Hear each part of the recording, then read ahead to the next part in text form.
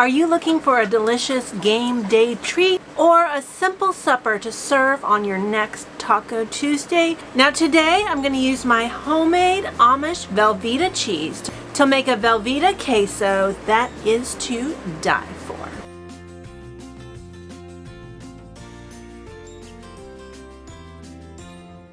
Hey friends, it's Barbra-SUE at Kowalski Mountain and welcome back to the homestead. Now you might have seen one of my recent videos where I shared the amazing Amish Velveeta cheese that's made from raw milk. And let me tell you, we love this cheese. It is so simple to make. You don't need a dairy animal. You can make this from store-bought milk. Now this delicious cheese tastes like what I think is white American cheese, which is one of Philip's favorite cheeses. Now we're using this for everything. We just snack on it. I make grilled cheese sandwiches with it. I put it in enchiladas this week. I use it in macaroni and cheese. We melt it over burgers. And our Amish neighbors melt it on pizza. I never even would have thought of that one. Now today I want to make a delicious queso dip. Now this is one of the things I've made for years. Now we're going to use just 3 ingredients. So I'm going to use my homemade Velveeta cheese. I'm going to use some of my homemade salsa. And I'm going to use some of my canned ground venison. Now if you don't have ground venison, you can certainly substitute this for any other ground meat. I've got frozen ground venison here, which that would be a good alternative. You could use ground beef, you could use ground pork, you could even use ground sausage to give it a little bit more bite. Now I'm going to use the ground venison because I still have quite a bit of this. It is currently August here on the homestead. Hunting season starts in September for archery season, and I only have 2 packages of ground venison left. So I'm being a little bit stingy with this. So we're going to use this today. Now today I'm going to make this in the crock pot, but you can also make it in a double boiler. If you don't have a double boiler, you can make one. All you need is a pot to put in the water, and then a pot to put over that to put the cheese in that's big enough for your ingredients so that it heats but it doesn't scorch. And you can do that with a lot of different things that you might have in your kitchen. I've even done it over the campfire, so you can definitely do it in your kitchen. Now the first thing we need to do is we need to brown our ground meat. And technically this is already fully cooked, but I am going to brown it up just to make it hot and for the texture. I can get this open. There we go. Now I've done a complete video on how I canned my ground venison, which you can see that right up here. And I like to strain it out when I use it.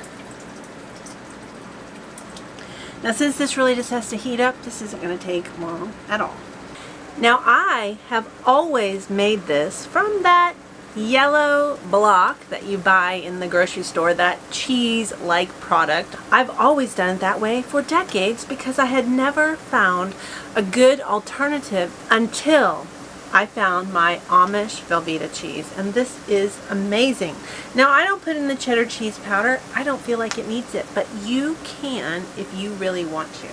Now just for convenience, I've already cubed up most of this, but I need just a little bit more.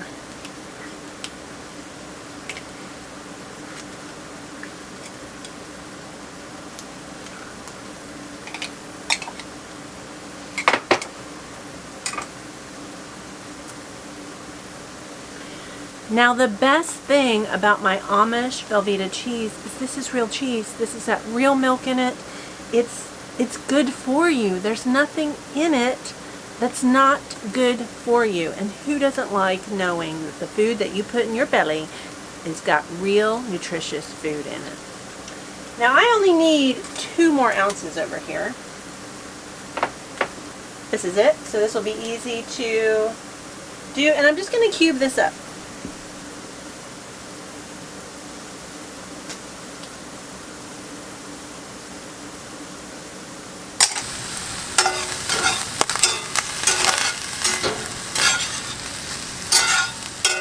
Now ideally you would make this in a smaller crock pot, but I don't have one. This is the only one I have, is this one. Now I love this one because this one is travel ready. So it has these clips here that clip the lid on. Now just so you know, you don't use the clips when you're cooking it. It needs to allow it steam out. This is for traveling only, but now that's on there. It also has a place to wind the cord. Why haven't they always done this? This is such a simple thing that's useful to everyone. Now if you've been following me for a while, you know I'm kind of impatient. So, I mean, I'm really patient in a lot of ways, but in other ways I'm not patient at all. I've gone ahead and put this on the higher temperature just to get it started, and I can always turn it down, but I want this to get hot so that this will melt a little bit faster. Now this recipe is so simple. We're going to put the cheese in it, we're going to put the meat in it, and we're going to put the salsa in it, and we're going to mix it all together, and we're going to call it queso. Now the really cool thing about this recipe is it can be whatever you want. Let me turn that. I'll turn that off. If you want to add some black beans to it, add some black beans. If you need a little bit more spice, add some green chilies. If you need a lot more spice, add some jalapenos. You could add chicken instead of the ground meat. I mean, you can really make this however you want. It's going to be delicious and gooey and got just the right amount of zest. Everybody loves it. This always disappears no matter when you serve it. Now because I'm using my Amish Velveeta cheese, it's going to be white. So we're going to call it Velveeta Queso Blanco. And I probably ruined that. I took 2 years of Spanish to be able to tell you enough to know that I probably said that wrong. So I apologize, my Spanish friends. Siri, say to me Velveeta Queso Blanco in Spanish. Velveeta Queso Blanco. Oh yeah. Oh yeah, I really messed that up. I apologize to my Spanish friends. Alright, let's go ahead and put this together.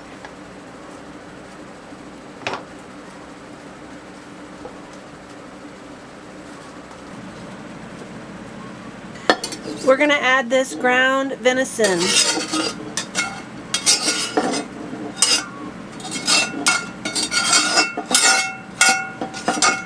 And we're going to add the salsa. And now I'm just going to stir it up.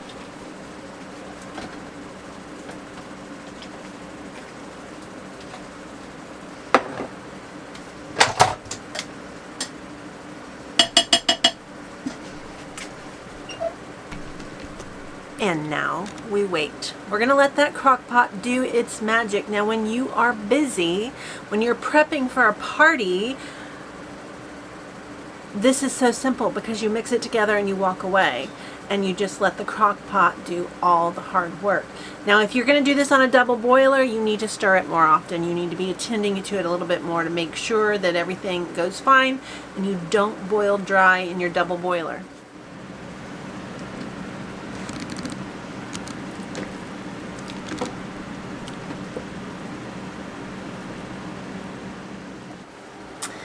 Alright, I think it's ready. Now I did add some more cheese to it. It wasn't cheesy enough for me. So I did go ahead and add the rest of that Velveeta cheese that was in the container, and I let that melt because it's all about the cheese. You know that, right? Now we follow the 80-20 rule. 80% of the food we eat is homemade, homegrown, and we know exactly what is in it, and we don't compromise. But on 20%, we don't look at the labels. We just enjoy. Now, in all honesty, queso is not one of those foods that you necessarily eat with your eyes because it doesn't always look that good, but it matters how it tastes.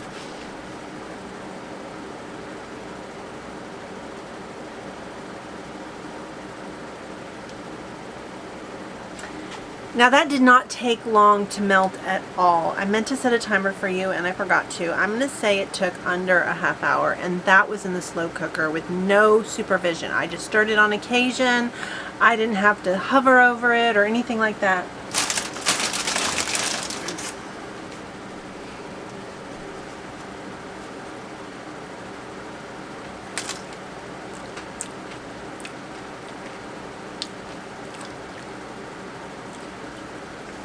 This is so good.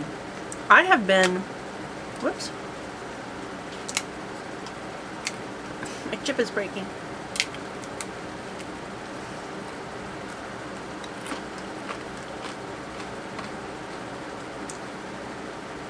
I have been thinking about this ever since I made that Amish cheese, that this would be perfect for it, because I haven't had this in years.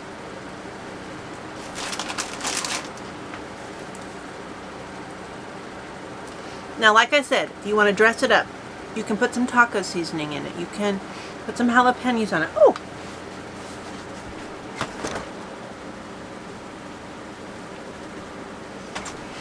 I forgot, I grated some cheese. This is some Gouda cheese that I made, some hard cheese.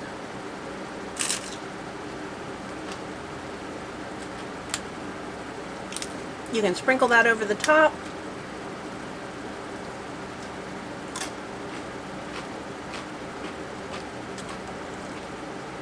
Delicious.